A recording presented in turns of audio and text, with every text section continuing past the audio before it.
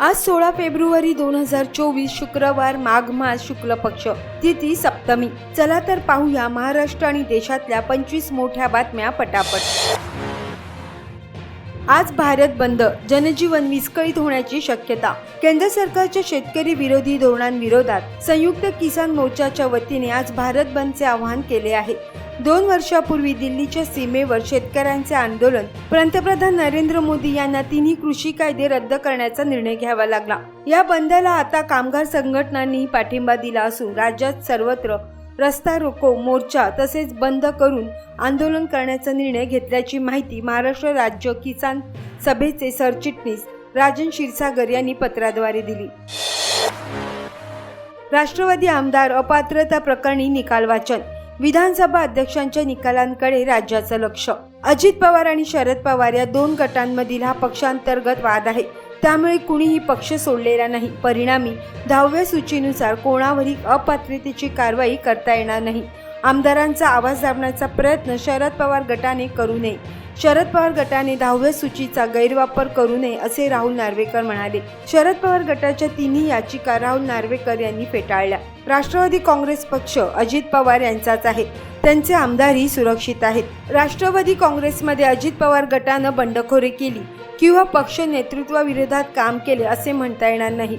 नवनवीन पक्षांसोबत व विचारसरणीसोबत हल्ली युती आणि आघाडी होताना आपण पाहत आहोत, पण याचा अर्थ प्रत्येक घटनेवर 10व्या सूचीनुसार कारवाई करता येणार नाही। राष्ट्रवादी काँग्रेस पक्ष कोणाचाही ठरवताना विधिमंडळ बहुमताचा विचार करावा लागेल। 53 पैकी 41 आमदार अजित पवार यांच्याकडे आहेत, हे बहुमत शरद पवार गटांनी नाकारले आहे। राष्ट्रवादी काँग्रेस पक्ष हा अजित पवार यांचाच आहे असं राहुल नार्वेकर म्हणाले। कॅन्सरवर रशियाची सर्वात मोठी घोषणा, आता कोणालाही कर्करोग होणार नाही। रशियाचे राष्ट्राध्यक्ष पुतिन यांनी त्यांचे वैज्ञानिक कर्करोगावरील लस तयार करण्याच्या अगदी जवळ पोहोचले असून लवकरच ती रुग्णांसाठी उपलब्ध होईल असा दावा केला आहे। इम्युनोड्युप्लेटरी म्हणजेच एक गोष्ट जी रोगप्रतिकारक शक्ती वाढवते आणि शरीराला कर्करोग, संसर्ग किंवा इतर रोगांशी लढण्यास मदत करू शकते। पुतिन यांनी मॉस्को फोरम ऑफ फ्युचर टेक्नॉलॉजीच्या मंचावरून संबोधित करताना म्हटले की लवकरच ही लस वैयक्तिक उपचार पद्धती म्हणून प्रभावीपणे वापरली जाईल अशी आशा आहे। पण पुतिन यांनी यावेळी ही लस नेमकी कोणत्या प्रकारच्या कॅन्सरवर उपचार करेल किंवा कशा प्रकारे उपचार करेल याबद्दल सविस्तर माहिती दिली नाही।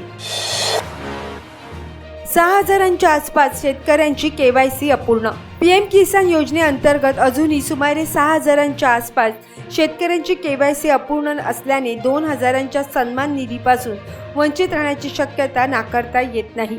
वास्तविक पाहता दुर्गम समजल्या जाणाऱ्या पेठ तालुक्यात तब्बल 100% केवायसी पूर्ण झाली आहे। केवायसी न केलेल्या शेतकऱ्यांनी तत्काळ आपल्या बँक खात्याला आधार कार्ड जोडून केवायसी करावी, अन्यथा प्रधानमंत्री किसान सन्मान निधीचा 16वा हप्ता मिळण्यापासून वंचित राहू शकतात असे विजय पाटील यांनी सांगितले।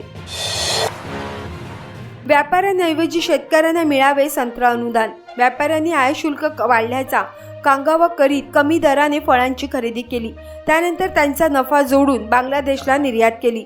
त्यामुळे त्यांचे कोणतेच नुकसान झाले नसताना त्यांनाच अनुदान मिळत असल्याने आश्चर्य व्यक्त केले जात आहे। आंबिया बहरात जे काही नुकसान व्हायचे ते झाले, त्यामुळे शासनाला अनुदान द्यायचे असल्यास आता मृग बहार घेणाऱ्या शेतकऱ्यांना ते दिले पाहिजे। मृग बहार घेणाऱ्या शेतकऱ्यांची संख्या जेमतेम 20,000वर आहे। त्यांच्यासाठी 5 एकराच्या मर्यादेत प्रति एकरी 20,000 रुपये अनुदान थेट खात्यात जमा करावे। 180 कोटी रुपयांच्या अनुदानाचा लाभ यातून शेतकऱ्यांना होईल अशी मागणी महाऑरेंजने केली आहे।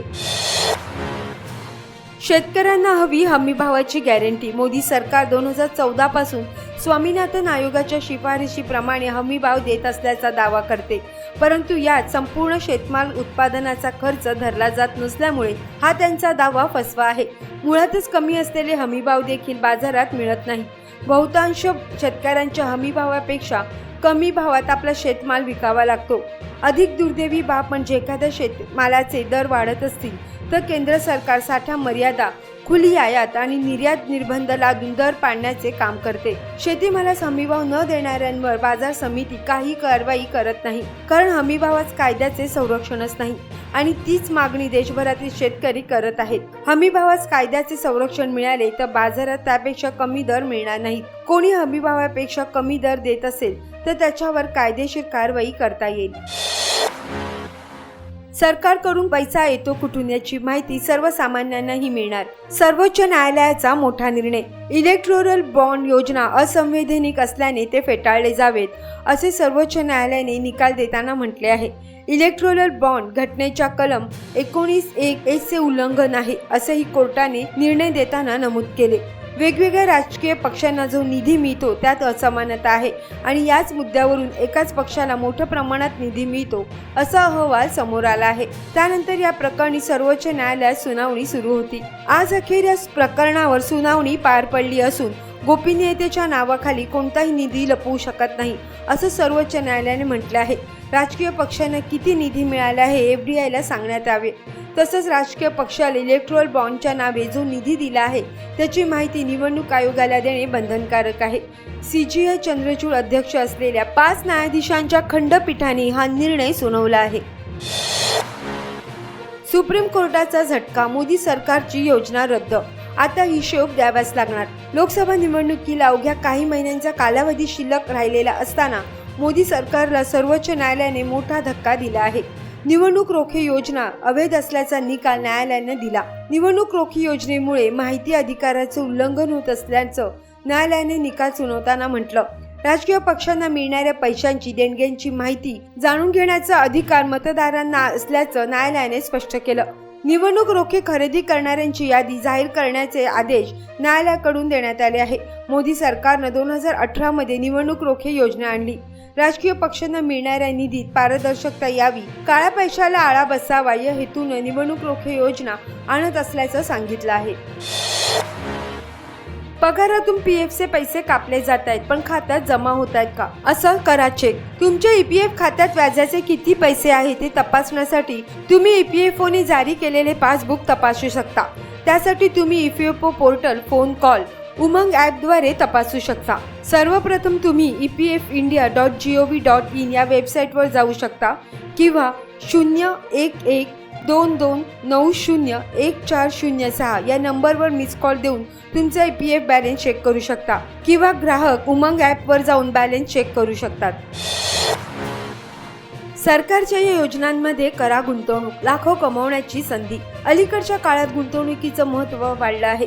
भविष्यातील अडचणींसाठी सरकारच्या काही योजनांमध्ये गुंतवणूक करून लाखो रुपये कमवू शकता. नॅशनल पेन्शन योजना NPS मध्ये गुंतवणूक करून आयकर कायद्याच्या कलम 80C अंतर्गत सूट मिळवू शकता. सुकन्या समृद्धी योजनेत विशेष रूपात मुलींसाठी छोटी बचत करून आयकरात सूट मिळवू शकता. सुकन्या समृद्धी योजनेवरील व्याज 8.2% आहे. ज्येष्ठ नागरिक बचत योजना SCSS मध्ये गुंतवणूक करून 80C अंतर्गत सूट मिळवू शकता. जास्तीत जास्त 1.5 लाख रुपये तुम्ही गुंतवू शकता. इक्विटी लिक्विड सेव्हिंग स्कीम मध्ये या 3 वर्षाचा लॉक इन कालावधीसाठी तुम्ही आयकर कायद्याच्या कलम 80C अंतर्गत 1.5 लाख रुपयापर्यंत सूट मिळवू शकता. आता 340 रुपयातच AC/ST गाठा नाशिक. मुंबईहून निघणाऱ्या बसचं तिकीट कुठे बुक करायचं? महामंडळाच्या नव्या ST बोरिवली ठाणे नाशिक मार्गावर धावणार असून या मार्गावरील बस भाडे हिरकणी बस इतकंच असणार आहे. ST महामंडळाची ही 34 आसनाची क्षमता असणारी बस मुंबई ते नाशिक असा प्रवास करणार असून त्यामध्ये महिलांना 50% तर 65 ते 75 वर्षापर्यंतच्या नागरिकांना 50% आणि अमृत ज्येष्ठ नागरिक श्रेणीतील प्रवाशांना अर्थात 75 वर्षावरील प्रवाशांना तिकीट दरात 100% सवलत देण्यात येणार आहे. STच्या बोरिवली ठाणे नाशिक मार्गावर चालणाऱ्या बसच्या तिकिटीसाठी तुम्ही msrtcmaharashtra.gov.in या वेबसाईटला भेट देऊ शकता किंवा MSRTCच्या मोबाईल आरक्षण ॲपवरूनही तुम्ही तिकीट काढू शकता. नागपूरकरांनो, पाणी वापरा जपून. तोतलडोह व कामाठी खैरी प्रकल्पांची पातळी खोलात. नागपूर शहराला पाणी पुरवठा करणाऱ्या जिल्ह्यातील तोतला डोह व कामाठी खैरी या दोन मोठ्या प्रकल्पांचा विचार केल्यास स्थिती अतिशय चिंताजनक आहे।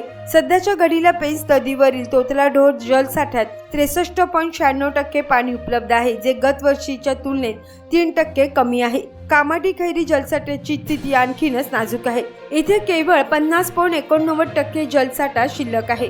गत वर्षी याच तारखेला 71.97% जलसाठा होता। भविष्यातील पाणी टंचाईच्या संभाव्य संकटावर मात करण्यासाठी नागपूरकरांना आतापासूनच आवश्यक काळजी घ्यावी लागणार आहे। करवीर कागल तालुक्यांना जोडणाऱ्या दूधगंगा नदीवरील बंधाऱ्याची पडझड, पुलाचे काम पूर्ण न झाल्यास दुर्घटनेची शक्यता। वडकशीवाले व बाचणी या दोन्ही गावांना तसेच करवीर व कागल या तालुक्यांना जोडणाऱ्या दूधगंगा नदीवरील जुन्या कोल्हापूर पद्धतीचा बंधाऱ्याची पडझड झाली आहे। याकडे लक्ष देत बंधाऱ्याची डागडुजी करावी अशी मागणी बाचणी व वडकाशीवालेसह पंचक्रोशीतील ग्रामस्थातून होत आहे। बंधाऱ्याची वेळीच डागडुजी नाही केली तर पाणी अडवताना अडचणी येणार आहेत, त्यामुळे शेतीचे मोठ्या प्रमाणात नुकसान होईल अशी भीती व्यक्त करण्यात येते। या बाचणीतील दूधगंगा धरण सरकारी संस्थेचे अध्यक्ष बाजीराव पाटील म्हणाले, या बंधाऱ्यामुळे अनेक गावांना पिण्याच्या पाण्यासह शेतीसाठी लागणाऱ्या पाण्याचा पुरवठा होत आहे, त्यामुळे शासनाने या बंधाऱ्याची डागडुजी लवकरात लवकर करावी। शिष्यवृत्तीला विद्यार्थी मुकल्यास महाविद्यालय जबाबदार, समाज कल्याण विभागाकडून होणार कारवाई। मॅट्रिकोत्तर शिष्यवृत्ती योजनेअंतर्गत अनुसूचित जाती प्रवर्गातील विद्यार्थ्यांसाठी महाडीबीटीच्या संकेतस्थळावर शिष्यवृत्तीचे ऑनलाईन अर्ज भरण्याची सुविधा उपलब्ध करून देण्यात आली आहे। नागपूर विभागातील 32,773 विद्यार्थ्यांनी शिष्यवृत्तीचे अर्ज अद्याप सादर केलेले नसून 19,796 विद्यार्थ्यांचे अर्ज महाविद्यालयांनी प्रलंबित ठेवण्याची धक्कादायक बाब समोर आली आहे। वारंवार सूचना देऊनही महाविद्यालयांनी दुर्लक्ष केल्याने आता अशा महाविद्यालयांवर कारवाई करण्यात येणार असल्याचे उपायुक्त डॉक्टर सिद्धार्थ गायकवाड यांनी स्पष्ट केले। 12वी पेपर तपासणीवर बहिष्कार, कनिष्ठ महाविद्यालयीन शिक्षक महासंघाचा इशारा। राज्यातील कनिष्ठ महाविद्यालयीन शिक्षकांच्या समस्या सोडवण्यासाठी शासन केवळ आश्वासन देते, मात्र याविषयी चर्चा करत नसल्याने महाराष्ट्र राज्य कनिष्ठ महाविद्यालयीन शिक्षक महासंघाने यावर्षी 12वीच्या उत्तरपत्रिका तपासणीवर बहिष्कार टाकण्याचा निर्णय घेतला आहे। संघटनेचे जिल्हाध्यक्ष प्राचार्य रवींद्र पाटील यांनी सांगितले की शासनाने कनिष्ठ महाविद्यालय शिक्षकांच्या काही मागण्या गत वर्षी मान्य करीत लेखी आश्वासन दिले होते। त्यानंतर महासंघाने 12वी परीक्षांवरील बहिष्कार मागे घेतला होता। त्यानंतर मान्य मागण्यांनुसार 1298 वाढीव पदांना मान्यता देण्याऐवजी सदर पदांवर कार्यरत केवळ 283 शिक्षकांच्या समावेशनाचा आदेश काढण्यात आला। वाळू आता ऑनलाईन मिळणार, मंत्रिमंडळाचा निर्णय, ना नफा ना तोटा विक्रीवर। राज्यातील बांधकामांना अवघ्या 600 रुपयात वाळू देण्याचे धोरण बदलण्यात आले असून आता यापुढे ऑनलाईन पद्धतीने ग्राहकांना ना नफा ना तोटा पद्धतीने वाळू पुरवण्यात येणार आहे। मुख्यमंत्री एकनाथ शिंदे यांच्या अध्यक्षतेखाली झालेल्या मंत्रिमंडळ बैठकीत नवीन वाळू धोरणाला मान्यता देण्यात आली आहे। महावितरणाचा कारवाईचा बडगा, 2,500 थकबाकीदारांचा वीज पुरवठा खंडित। थकबाकीदार असलेल्या तब्बल 2,509 ग्राहकांचा वीज पुरवठा महावितरणाने खंडित केला आहे। ही मोहीम 1 ते 13 फेब्रुवारी दरम्यान राबवण्यात आली। वीज खंडित करण्यात आलेल्या ग्राहकांपैकी सर्वाधिक 1,702 थकबाकीदार नागपूर शहरातील आहेत, तर 463 ग्रामीण ग्राहक आहेत। वीज खंडित करण्यात आलेल्या 2,509 ग्राहकांपैकी 1,022 ग्राहकांनी थकबाकी आणि पुनर्जोडणी शुल्क भरून आपला वीज पुरवठा पूर्ववत केला आहे। वारंवार आवाहन करून देखील बिलांच्या थकबाकीचा भरणा होत नसल्याने आर्थिक अडचणीत असलेल्या महावितरणाला नाईलाजाने थकबाकीदारांचा वीज पुरवठा खंडित करावा लागला आहे। उपचार घेणार की नाही, भूमिका स्पष्ट करा, उच्च न्यायालयाचे जरांगे यांना निर्देश। मराठा समाजाला ओबीसी आरक्षण मिळावे यासाठी मनोज जरांगे पाटील यांनी पुन्हा एकदा उपोषण सुरू केले आहे। त्यांच्या उपोषणाचा 6वा दिवस असून त्यांची प्रकृती खालावत चालली आहे। यावरून उच्च न्यायालयाने मनोज जरांगे पाटील यांना निर्देश दिले आहेत। गुणरत्न सदावर्ते यांनी जरांगे यांच्या उपोषणावरून एक याचिका दाखल केली होती। त्यावरून महाधिवक्ता बिरेंद्र सराफ यांनी न्यायालयात जारंगींनी उपचार घ्यावेत असे म्हटले आहे। गारपिटीमुळे 17,000 हेक्टरवर पिकांचे नुकसान। नांदेड जिल्ह्यात रविवारी दुपारी वादळी वाऱ्यासह अवकाळी पाऊस झाला। तसेच अनेक गावात गारपीट झाली। यामुळे भोकर, धर्माबाद, उमरी, हिमायतनगर या 4 तालुक्यातील जिरायती, बागायती आणि फळपिके अशा एकूण 17,229 हेक्टरचे नुकसान झाले आहे। 64 गावातील 21,875 शेतकऱ्यांना नुकसानीचा फटका बसल्याची माहिती जिल्हा प्रशासनाने राज्य शासनाला दिली आहे। प्रशासनाच्या पाहणीनुसार जिल्ह्यात एकूण 17,229 हेक्टरचे नुकसान झाले। राज्यात होणार 6 नवीन नर्सिंग महाविद्यालय, लातूर, बारामती, सांगलीसह या 3 जिल्ह्यांचा समावेश। राज्यात परिचारिकांच्या कमतरतेमुळे आरोग्य विभागात अनेक वेळा सावळा गोंधळ दिसून येतो। यावरून सरकारवर जोरदार टीका देखील केली जाते। त्यामुळे आता राज्य मंत्रिमंडळाने मोठा निर्णय घेताना राज्यात 6 नवीन नर्सिंग महाविद्यालयांना मान्यता देत ते सुरू करण्याचा निर्णय घेतला आहे। सांगली, सातूर, बारामती, जळगाव, नंदुरबार व गोंदिया अशा 6 ठिकाणी प्रत्येकी 100 विद्यार्थी प्रवेश क्षमतेचे शासकीय परिचारिका महाविद्यालय सुरू करण्यात येणार आहे। विशेष म्हणजे ही महाविद्यालये शासकीय वैद्यकीय महाविद्यालयांशी संलग्न असतील। नागपूर महापालिकेत या रिक्त पदाकरिता थेट मुलाखत, जाणून घ्या मुलाखतीची तारीख। महापालिका अंतर्गत विविध पदांच्या भरतीसाठी अर्ज मागवले जातात। महाराष्ट्राची उपराजधानी नागपूर येथील महानगरपालिका अंतर्गत 2 रिक्त जागा भरण्यासाठी पदानुसार पात्र उमेदवारांसाठी मुलाखती आयोजित करण्यात आली आहे। कंत्राटी सेवानिवृत्त कार्यकारी अभियंता 1 आणि कंत्राटी सेवानिवृत्त उप अभियंता 1 इच्छुक उमेदवारांनी पात्रतेनुसार वरील पदांसाठी मुलाखतीस हजर राहावे। सविस्तर माहिती जाणून घेण्यासाठी nmcnagpur.gov.in या अधिकृत वेबसाईटला भेट द्यावी। जुन्या वाहनांना आता नवीन नंबर प्लेट बंधनकारक, लवकरच अंमलबजावणी सुरू होणार। केंद्रीय रस्ते वाहतूक मंत्रालयाने डिसेंबर 2018 मध्ये वाहनांची उच्च सुरक्षा क्रमांक पाट्या बंधनकारक करण्याचा निर्णय घेतला आहे। या निर्णयाची अंमलबजावणी एप्रिल 2019 पासून नवीन वाहनांसाठी सुरू झाली होती। नव्या वाहनांना उत्पादकांनी किंवा वितरकांनी या पाट्या बसवून देणे बंधनकारक करण्यात आले। केंद्र सरकारने जुन्या वाहनांनाही उच्च सुरक्षा क्रमांक पाट्या बंधनकारक केलेल्या आहेत। प्रत्येक राज्याने याची अंमलबजावणी करायची आहे। परिवहन आयुक्त कार्यालयाने राज्य सरकारला याबाबत प्रस्ताव पाठविला आहे। यावर लवकरच निर्णय होणार अशी माहिती सूत्रांनी दिली। कसा घ्याल पीएम सूर्योदय योजनेचा लाभ? 1 कोटी घरांना मिळणार मोफत वीज, किती पैसे खर्च? पीएम मोफत वीज योजनेअंतर्गत अर्ज करणे खूप सोपे आहे। यासाठी तुम्हाला फक्त 5 मिनिटे द्यावे लागतील आणि pmsuryoghar.gov.in वर अर्ज करावा लागेल। विशेष बाब म्हणजे या योजनेअंतर्गत 300 युनिट मोफत विजेसोबतच सरकार सबसिडीचाही लाभ देत आहे, जो थेट तुमच्या बँक खात्यात पाठवला जाईल। या योजनेवर केंद्र सरकार 75,000 कोटी रुपयांहून अधिक गुंतवणूक करणार आहे। तुम्हालाही या योजनेचा लाभ घ्यायचा असेल तर लवकर अर्ज करा। नवीन टाटा नेक्सॉनने 5 स्टार जागतिक NCAP चे रेटिंग मिळवले। टाटा सफारी आणि हॅरियरचाही समावेश। टाटा मोटर्स ही भारतातील आघाडीची ऑटोमोबाईल उत्पादक कंपनी आहे। नुकतीच नवीन टाटा नेक्सॉनने ग्लोबल NCAP कडून 5 स्टार क्रॅश चाचणी रेटिंग प्राप्त केले आहे। यावेळी 2022 मध्ये लागू होणाऱ्या कठोर नियमानुसार SUVची चाचणी घेण्यात आली। कॉम्पॅक्ट SUVच्या फ्री फेसलिफ्ट मॉडेलला ग्लोबल NCAP कडून 2018 मध्ये याआधीच 5 स्टार रेटिंग मिळाले आहे।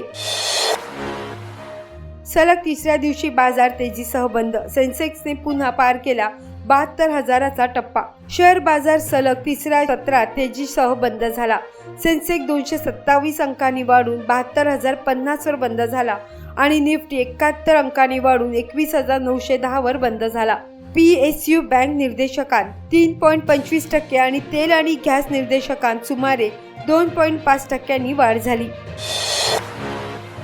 तर या होत्या 25 फटाफट मोठ्या बातम्या। जर तुम्हाला हा व्हिडिओ आवडला असल्यास लाईक, शेअर, कमेंट करा आणि PM मराठी न्यूज चॅनलला जरूर सबस्क्राईब करा।